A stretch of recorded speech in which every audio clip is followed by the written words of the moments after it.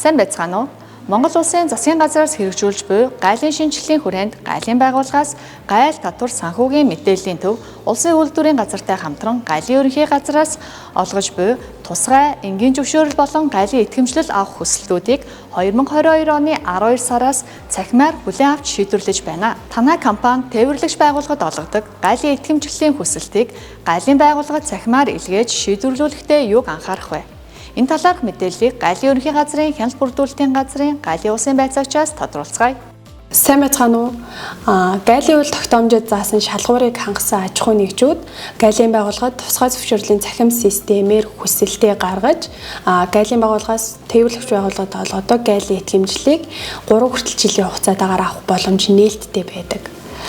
Хүсэлтээ гаргахдаа цахимаар илгээнэ. Тусгай зөвшөөрлийн цахим системээр хүсэлтээ илгээнэ. Тусгай зөвшөөрлийн цахим системийн хүсэлтээ илгээхдээ цахим санхүүгийн тайллын илгээдэг e-balance програмаараа байгууллагынхаа эрхээр нэвтэрч орно. Үүний дараа e-tax руу дамжиж ороод эрхийн тохируулах хэсгээс тусгай зөвшөөрлийн цахим системийг нэвтрэх ажилтнаа сонгоод тусгай зөвшөөрлийн эрх гэдгийг чеклж өгнө. Үүний дараа тусгай зөвшөөрлийн цахим систем рүү дан нэвтрэлтийн систем нэвтрдэг нэр нууц үгээ ашиглан хандах боломжтой болно. За, тээвэрлэгч байгууллагад олгодог гайлын итгэмжил авах хүсэлтээ тээвэрлэлтийн 1-ээс доошгүй жилийн туршлагатай аж ахуй нэгжүүд гайлын хууль тогтоомжийн дагуу тавигдсан 11 шалгуурыг хангасан байх шаардлагатай. Нэгдүгээрт тээврийн эрсэл нь тухайн хуулийн этгээдийн улсын бүртгэлтэй улсын дугаар авсан техникийн стандартын шаардлага хангасан байх ёстой.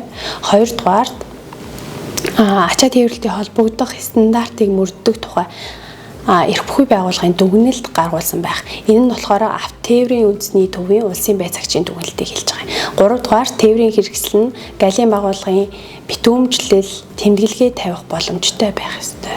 Дөрөвдүгээр тээвэрлэлтийн онцгой нөхцөл шаардлагадах барааг тээвэрлэх тохиолдолд тусгай зориултын тээврийн хэрэгсэлтэй байх ёстой. Гайлын хяналтад байгаа барааг тээвэрлэх явцад эрсдэл үүссэн тохиолдолд гайлын болон бусад татвар хураамжийг төлж барагдуулах санхүүгийн чадвартай байх ёстой. Дараагийнх нь тээвэрлэгч байгууллага нь сүүлийн нэг жилийн байдлаар гайлын байгууллагын зөрчлийн санд бүртгэгдээгүй байх ёстой. Тээврийн хэрэгсэл бүрт тээврийн эрслийн байршил тогтоох систем цахим ломб зэргийг байрлуулсан байх ёстой.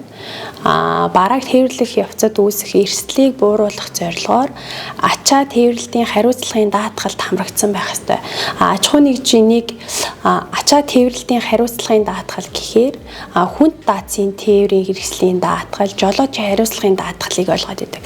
Энэ нь болохоор ачаа тээвэрлэгчийн хариуцлагын даатгалыг хэлж байгаа. Дараагийнх нь нийгмийн даатгалын шинтгэлийн үргүй байх ёстой, татварын үргүй байх ёстой, цахим төлбөрийн баримтын системд холбогдсон байх ёстой. За, тусгай зөвшөөрлийн цахим систем рүү ороод хүсэлтээ шинээр илгээх талбар нэгдэнгууд зүүн дээд хэсэгт нь байнгын шалгуур гэж байгаа. Байнгын шалгуур нь болохоор яг ямар шалгуур байдгийг гэхээр нэгдүгээрт хуулийн этгээд улсын бүртгэлийн мэдээлэл, хоёрдугаарт санхүүгийн чадвартай эсэх, гайлын зөрчлийн санд бүртгэгдсэн эсэх, цахим төлбөрийн баримтад холбогдоод цахим төлбөрийн баримт тогтмол хэвлэдэг эсэх, татварын өртөө эсэх гэдэг. Энэ 5 шалгуурыг холбогдох байгууллагын мэдээллийн сангаас систем автоматар татаад албан хаагчийн оролцоогүйгээр татаад энэ шалгуурыг шалгадаг байна. За, эдгээр байнгын 5 шалгуурыг хангаагүй аж ахуй нэгж бол хүсэлт гаргах боломжгүй болж байгаа. Шалгуур хангасан аж ахуй нэгжүүд 8 бичиг баримтыг бүрдүүлээд PDF-ээр тусгай зөвшөөрлийн цахим системээр хүсэлтээ илгээх боломжтой. Эхний бүрдүүлэх бичиг баримт нь тээвэрлэлт гүйцэтгэх чиглэлээ тодорхой бичээд ямар бараа тээвэрлэх тэрийг тодорхой бичээд гайлын итгэмжил хүссэн өргөдөл бичнэ. Хоёрдугаарт ачаа тээвэрлэлтийн холбогдох стандартыг мөрддөг тухай эрх бүхий байгууллагын дүгнэлт авсаргана. Гуравдугаарт тээвэрлэгч байгууллагын хуулийн этгээдийн танилцуулга. Дөрөвдүгээрт бараг тээвэрлэх явцад үүсэх эрслийг бууруулах зорилгоор ачаа тээвэрлэлтийн хариуцлагын даатгалд хамрагдсан буюу хариуцлагын даатгалын гэрээг авсаргана. Мөн ачаа тээвэрлэлтийн гэрээ тээвэрлэлтийн онцгой нөхцөл шаардлагадах бараг тээвэрлэх тохиолдолд тусгай зорилтын тээврийн хэрэгсэлтэйг нотолсон бичиг баримт.